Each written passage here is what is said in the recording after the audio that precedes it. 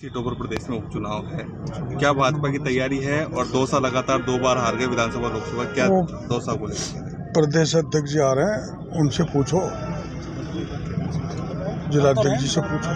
फिर भी क्षेत्र के आप एक बड़े नेता हो तो पूरे राजस्थान की बात करेंगे। मैं तो सवाई माधोपुर का विधायक हूँ। 6 उपचुनावों को लेकर क्या बीजेपी की रणनीति, आपको क्या लगता है? आज तय होगी रणनीति, फिर बताएंगे। कल एक बहुत बड़ा रणनीति की दृष्टि से आए।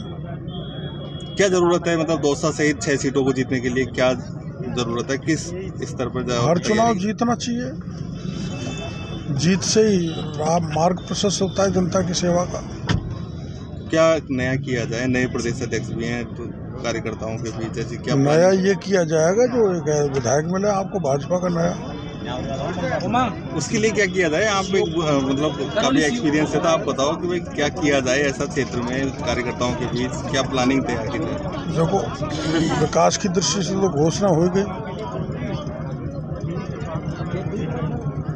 50 करोड़ शहर में, 24 करोड़ गांव में सड़कों के लिए, और यहाँ के नीलकंठ बाबा को झूला, ऐसी मांगे कर दी जो सरकार। और कल का सर बंद भी रहा, एक तरीके से 2 विचार आए। आपका ये कहना था कि ये समाज के SC ST के हित में है जो सुप्रीम कोर्ट का फैसला है, तो कांग्रेस के नेताओं ने इसको एक तरीके से हाईजैक किया और उसको पूरी तरीके से। देखो, वो आरक्षण को कहीं बीजेपी खत्म तो कर नहीं रही, कोर्ट ने भी खत्म के आदेश नहीं दिए। कोर्ट ने तो एक सुझाव दिया था, वो कोर्ट का निर्णय नहीं था, और सुझाव जो दिया कोर्ट ने भाई क्रीमिलियर लागू हो, तो मोदी जी ने कैबिनेट बुला के उसको मना कर दिया कि हम क्रीमिलियर लागू नहीं करेंगे। फिर आंदोलन किस बात का है? केवल राजनीति रोटियां सेकने का है और कुछ नहीं।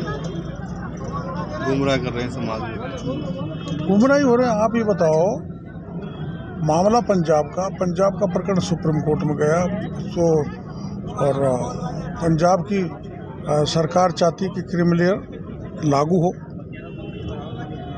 तो पंजाब में कांग्रेस की सरकार जब थी अमरिंदर की, तब का प्रकरण चल रहा है, तो कांग्रेस सुप्रीम कोर्ट ने अपना राय दे दी, ऑब्जर्वेशन फैसला नहीं होता।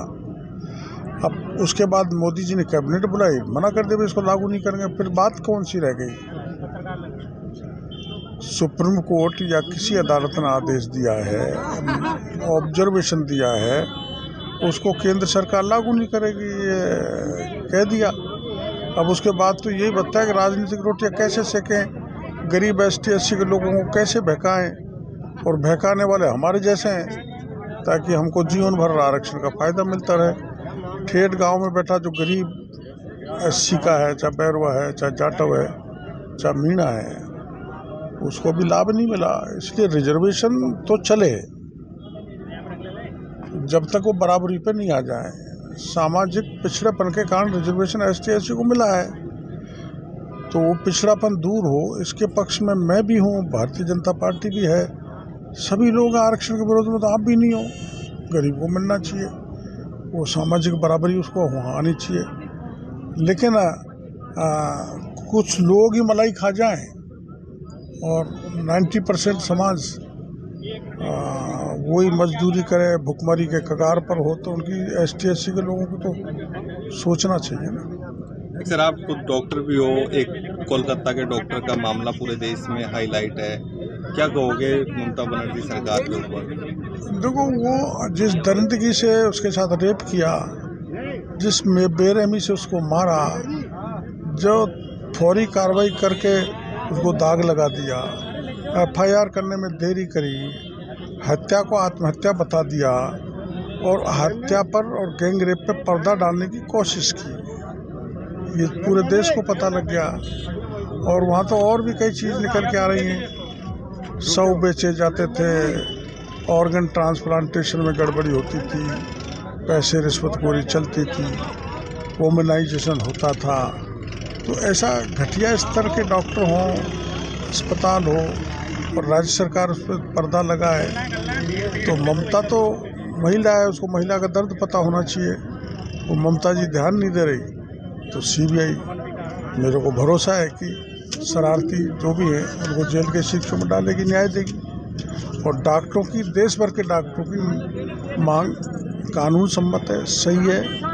डॉक्टर कहीं सुरक्षित नहीं है जिसमें महिला डॉक्टर तो सुरक्षित है ही नहीं। सर आप कब मानोगे अब जो आपका इस्तीफे का मामला है? सब कह रहे हैं कि भाई किरोड़लाल जी को मना रहे हैं।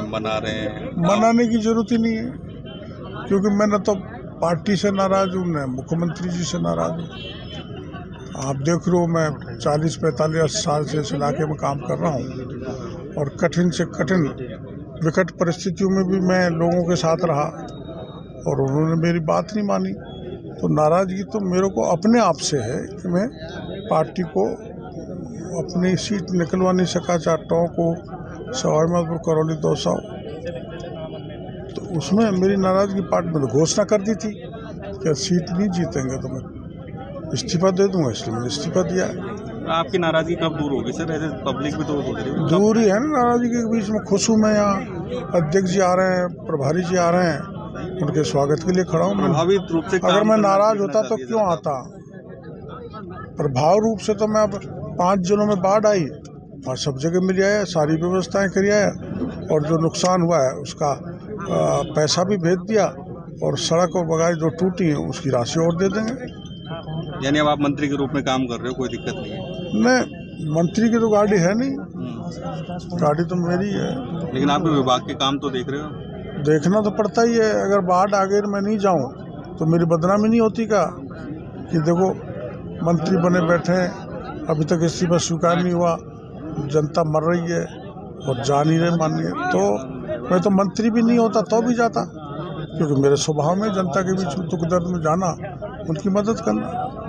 यानी आप अब पूरी तरह काम करने के लिए तैयार हैं, कर रहे हो? नहीं, मैं तो सदा रहता हूँ, पद पर रहूँ या ना रहूँ। बिना पद पर भी मैं तो काम करता रहा हूँ और अब भी काम कर रहा हूँ। गोविंद सिंह डोटासरा का जैसे बयान आया आपके लिए, कभी कभी गहलोत साहब का बयान आ जाता है। उनकी मेहरबानी है कि वो मेरे पर इतनी कृपा दृष्टि है, मेरे पे इतना दया कर रहे हैं। पिछले 5 साल में तो की नहीं और अब वो मेरा सहानुभूति बरत रहे हैं तो मैं उनको धन्यवाद देना चाहूँगा। और ये मैं जानता हूँ सहानुभूति क्यों बरत रहे हैं, क्योंकि 6 चुनाव आ रहे हैं, इसलिए विक्टिम कार्ड खेल रहे हैं।